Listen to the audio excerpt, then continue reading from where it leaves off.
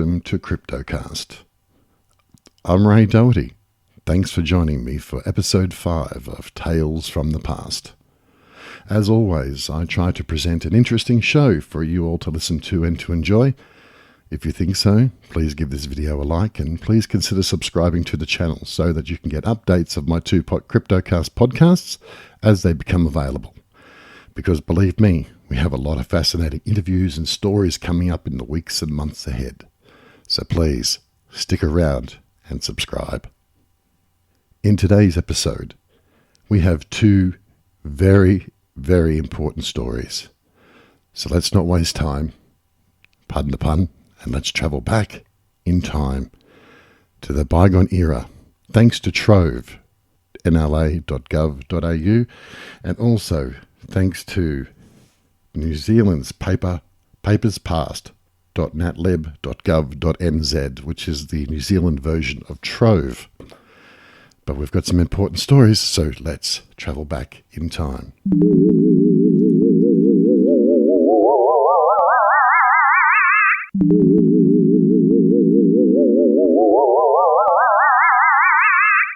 The first story today is very important for several reasons.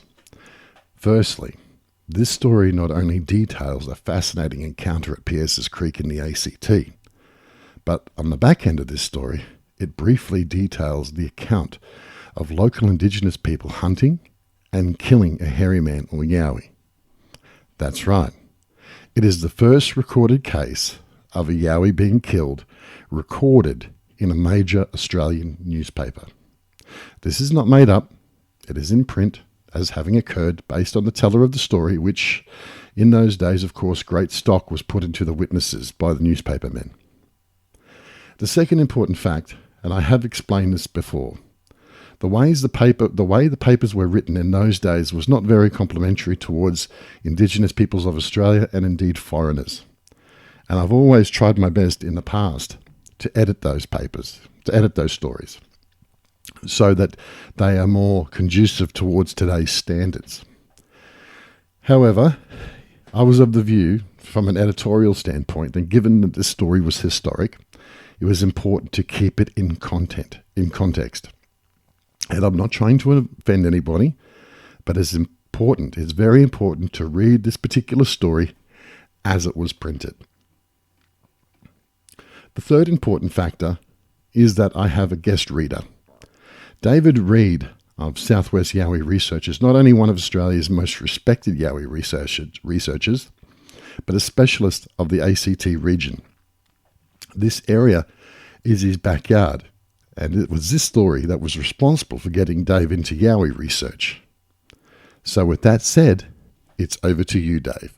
Was it the hairy man, Yahoo, or the wild blackfellow, or the Aboriginals? If it was neither, what was it? To the editor.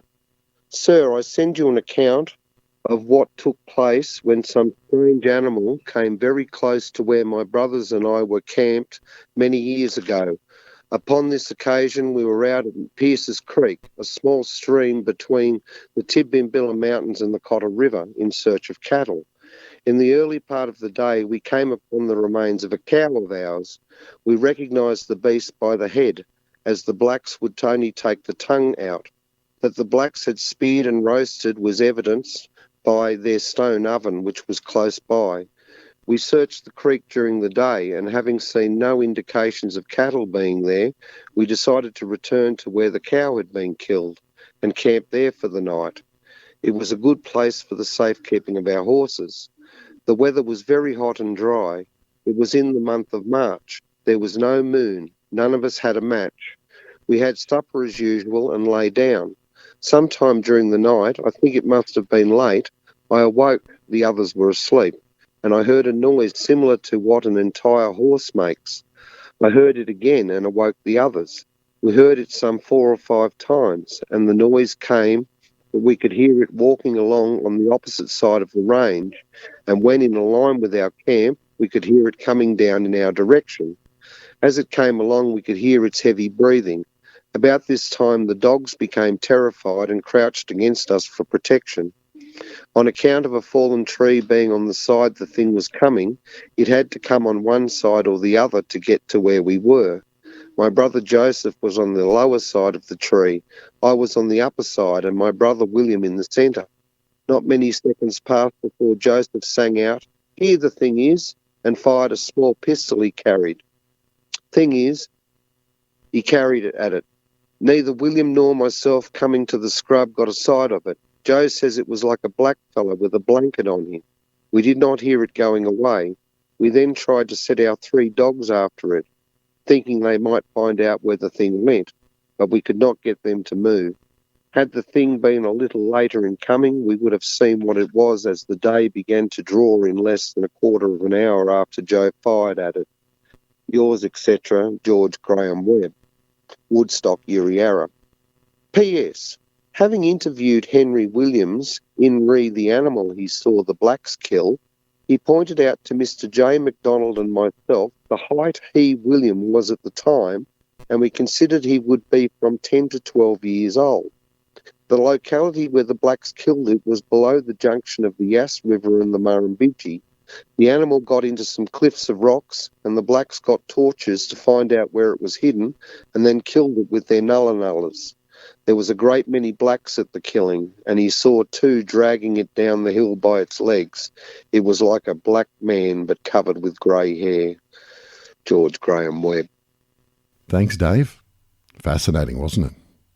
The encounter, and of course, what he described after that between the Yowie and the local Indigenous people. Did you catch what colour Dave said it was? It was grey. Interesting, isn't it? Maybe they age like we do. I'm pretty sure they do. Remember, this story took place many years before it was reported in the newspaper in 1903. So potentially, these encounters could have happened 130 or 140 years ago. It's a long time ago, isn't it? Just think about it. We are reading stories from that far in the past, maybe up to 140 years ago. It's hard to wrap your head around that, isn't it? I think it is. That's why these stories are so fantastic, that they're documented. They occurred in history such a long time ago, before any of us were born, before any of us knew about Yowies, and yet here they are in print, in black and white. This next story is also of historical significance, and it is from New Zealand. There are a lot of cryptid stories in New Zealand from various different creatures, from the moa to the taniwha, a water-dwelling creature, to reach giant eagles, and of course, about the Moehau Man. We will be including a lot more from New Zealand as we move forward and expand on this series. But for now, let's read this story, because it is very, very special, because it is the first recorded account, or sighting, but the first recorded account of the Moehau Man to go into print. It's only a short story, but let's get into it. Now, the original story was printed in the Wellington newspaper on Wednesday the 5th of February 1952. This article comes from the Maryborough Chronicle on Wednesday the 6th of February 1952, so the day later. On page 2, it reads, "Does Coromandel own a gorilla?" Wellington, Feb 5. Persistent reports from the Coromandel Peninsula say that a strange hairy creature thought by some to be a gorilla lurks in the wild bush in the country of the Moehau Range. Latest reports come from 2 pig hunters, Roy Norman and Douglas Tawana. They say they caught glimpses of a hairy creature, or possibly a gorilla, running along a bush track in the area. Mr. F. Wenslick said last night that several years ago a gorilla escaped from a ship laying off the peninsula. Since then, there has been reported rumours of strange occurrences in the hill. A hunter, Mr. Beasley, found a cave with evidence of a man or beast living under primitive conditions. The cave contained bones of animals presumably eaten raw. This was the first ever recorded story in print of the Moehau Man from the Coromandel Ranges, or the Moehau Ranges, in New Zealand.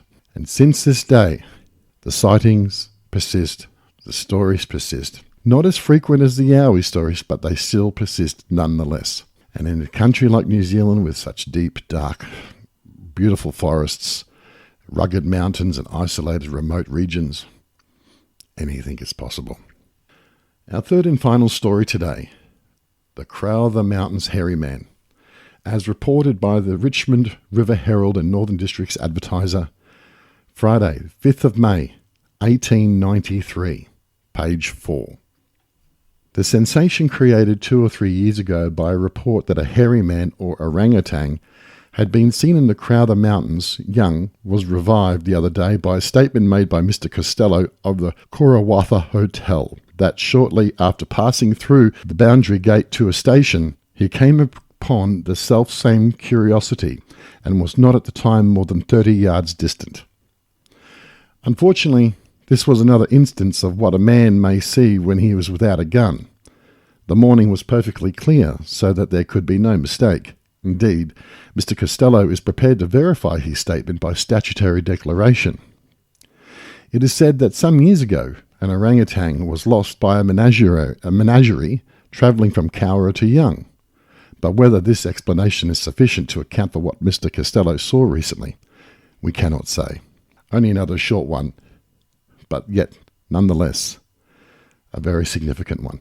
Have you noticed through this series of tales from the past that what we've been able to find on Trove so far, most of these stories have occurred between the Brindabellas and all the way up to sort of Coffs Harbour-ish, inland Armidale region, and through that middle stretch, up through the Dividing Range, the farmland and the gold field areas, gold mining areas, all the way up through that central band of Victoria, New South Wales, up to the Queensland border. In fact, we haven't had many stories from Queensland at all. But the ACT in New South Wales during these days of establishing Australia and establishing the industry and the agriculture and the primary industries, this is where all the sightings occurred. And there's plenty of them. Anyway, I hope you enjoyed as pretty historic stories, these two. The first one of a reported killing of a yowie, not to mention a great encounter, and then the first reported story of the Moehau Man. Join us next time in episode 6, when we delve deeper into the past with more stories from Trove and from Papers Past in New Zealand. I'm Ray Doherty. Thanks for listening.